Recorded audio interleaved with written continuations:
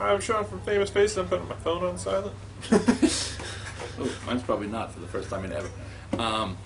This is Sebastian from InvestComics.com, and this is a very tiny little post-Christmas fic. Hope everyone had a Merry Christmas. Like Boxing Day fic. Yeah, we hope everybody had various holidays. We're trying to zoom in a little closer. Because people want to see the cover. Yeah, we've had several people and who said a little focus, and we're gonna try and get Jay to maybe put all the different logos just either on the top or the bottom, preferably the bottom. I think is good. But he's Jay. He acts like he owns the site because he does. I'm not saying that's a good reason. Stay out of this. You're not the boss of me. Oh, damn it, he is. He is a boss. All I know is we had to switch back to a table because someone was complaining about how comfy the couch was. I didn't like the couch. Oh, whatever, I don't care. When you're not here, I'm doing review shows on the couch. That's my couch. Yeah, but you have to get like a pipe and like a Freud beard. I will. Well, the beer part's iffy, but... Alright, so on this tiny post-Christmas week, we got Justice League 15, the start of the Throne of Atlantis. Whoa. So that's how it starts. I like Ivan Rice better than Jim Lee. I'm sorry. I said it. Yeah, I'll go with that. I'll believe that. I like Ivan Rice better than Jim Lee. Yeah, so this sets it up. This does not mean I don't like Jim Lee. It just means I like Ivan Rice more than I like Jim Lee. There's a lot of flooding going on. There is. And Aquaman in Gotham. Love it. Yes. That fits him. It does. Which leads to Aquaman 15. Mira in Gotham. But wait, you forgot the best part. But it takes place. Shazam, best part. Oh yeah, that was really good. I'm still liking the Shazam. He's, he continues to not be the super goody two. But yeah, next issue, when Adam met Shazam, Shazam? Yeah, I wanted to make it sound more like Adam. Or you could call him a dam, but that doesn't sound as... Aquaman 15 takes place after Justice League 15. It does. And it continues, and you find out more about the plan and why it's being flooded. Oops. And you also find out Aquaman was once an asshole. You wonder if since most of the stuff that happened in pre-52, pre-New 52 didn't count, you wonder if on some level Batman's going, nah, you see? I only had a plan to take down the Justice League. Oh, yeah. He's got one for the entire surface world. I'm better. The one book I didn't read, before Watchmen, Night Owl #4. It was really good. All right. It was really, really good. I just hear Rorschach in my head because the Night Owl book was never really just the Night Owl book. It was the Night Owl and Rorschach show. and Rorschach was just Rorschach. Yeah, he's just he's just the same. Rorschach. And it's like the secret origin of the end is nigh sign. It's only 4 issues? What? I think that's over. Crazy. I know. All right, the big book, literally big because it's $8. Amazing Spider-Man 700. Did you read it? Yep. What do you think? Yep. That's what you thought? Yep. You thought, yeah? See, I'm torn. Story-wise, I liked it. I liked what happened, and I think it makes for a good story. The idea of going and, let's relaunch everything from here and make it this way. I mean, it's not a spoiler at this point. If you own a computer, you know. If you're watching this show, you probably it's the amazing Doc Ock. Superior Spider-Man, thank you. Well, that actually makes it kind of, for the way Doc Ock thinks, tragically, if Doc Ock had been this competent as a villain any other time, he wouldn't have needed this quite so bad. It was pretty cool the last couple pages. Well, no, it was all of it was cool. It's one of those like... I wasn't a fan of the backup story. I don't understand the one backup story. I like the one with that one? No, I love that. That's Stephanie Buscema. That's Buscema's kid, or John Buscema, one of the Buscema kids. Whatever. And I like that one. The other one I didn't understand, but I don't know who that guy is saying that he was Spider-Man. All the covers, like Martin guy. Yeah, he used to be. Putting all the covers in the back is crazy awesome, though. Yeah, I love that. They're teeny tiny. I have like almost all of those. It's crazy. Have... Even like in the first, I have much more on that first page of the first covers. I got number 1 and number 4. I have somewhere around here. So somewhere around 500-ish. What should Szynski take over? I am somewhere in the. I think that the Tombstone you won, somewhere in the clones, is where I disappeared. But at the same time, like I said, the story-wise, it's really good. He'll be back in a year. See, every time somebody says that, this is one of those things, though. This is one of those things where, like, there are people on. There are people at Marvel right now, in editorial and whatever, and at any company, but this is one of those things where people say, oh, it'll be over in a year, and every time someone says that, the storyline ends up lasting a year longer than it would have because someone's that much determined. Oh yeah, no, we're serious. We're serious. We're serious. Here's why it will last a year. Because if he comes back within a year, Rick gets to slap Jared.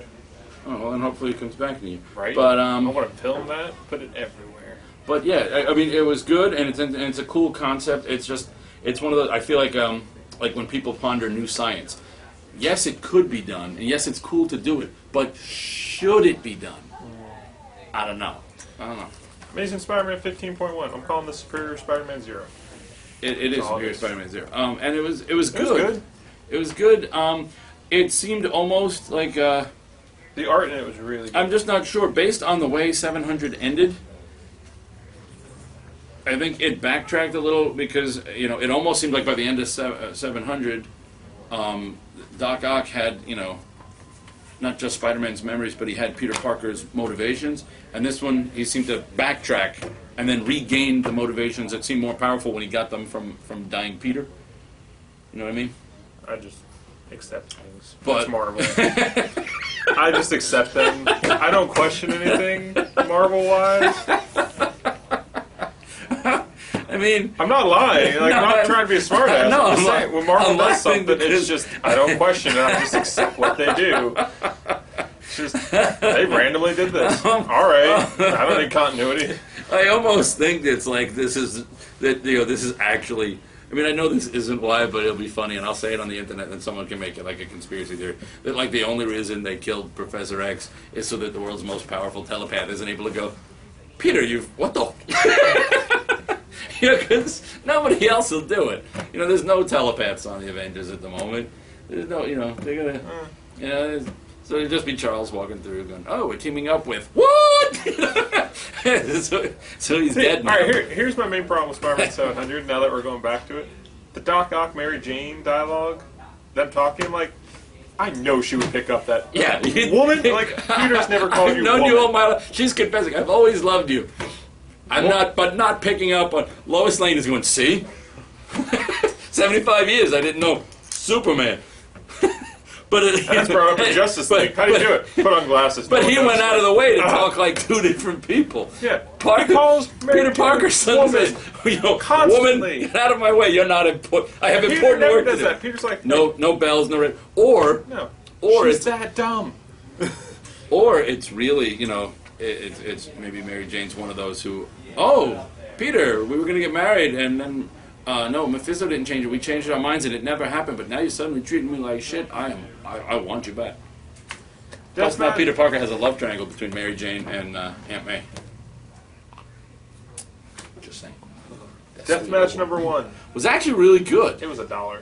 It was $1, but it was actually really good, and I like these characters, and I love the art. I think. Here's my complaint. Maybe it was just too close to Avengers Arena. That was just like. Well, it's too close to all of them, but yeah. But they didn't start the issue off by killing a character that's been my favorite for the past 3 years. So that's a plus, and I like these characters and this art. Carlos Magno. That's good. Magno. I think he did one of the Planet of the Apes that I used to like, and it was just good. And I like the story. I like the narrative. I like the rat. I like that in the middle. That's I like this little. This could mean it's going to be fairly finite, and eventually it gets to an end. There's like a countdown. Hopefully. I want to see who some of these people are. I want this book to go on forever. I like some of these names. Super Collider sounds like a fun name. Like it. Did you read this, Mary #1? I did not. Huh. There were too many books this week. I couldn't read everything. Huh. So it's about this girl who's like the #1 volleyball player. I didn't know any of this. I just picked this up. Like, there's not that many books this week. Is her name Mara? Yeah. Yeah. She's friends with Mira? No, they don't get along. We should make a mock cover with There's Mira. a big fallout between the two of them. They both were fighting over Aquaman. Because it was beach volleyball. Because it was beach volleyball. But yeah, it was just like, she's like the #1 volleyball, and apparently the world is volleyball crazy. It's just like, dude. You ever seen beach volleyball? I'm not reading #2. Sorry, Brian Wood, you're a great writer. But Shadow Special #1.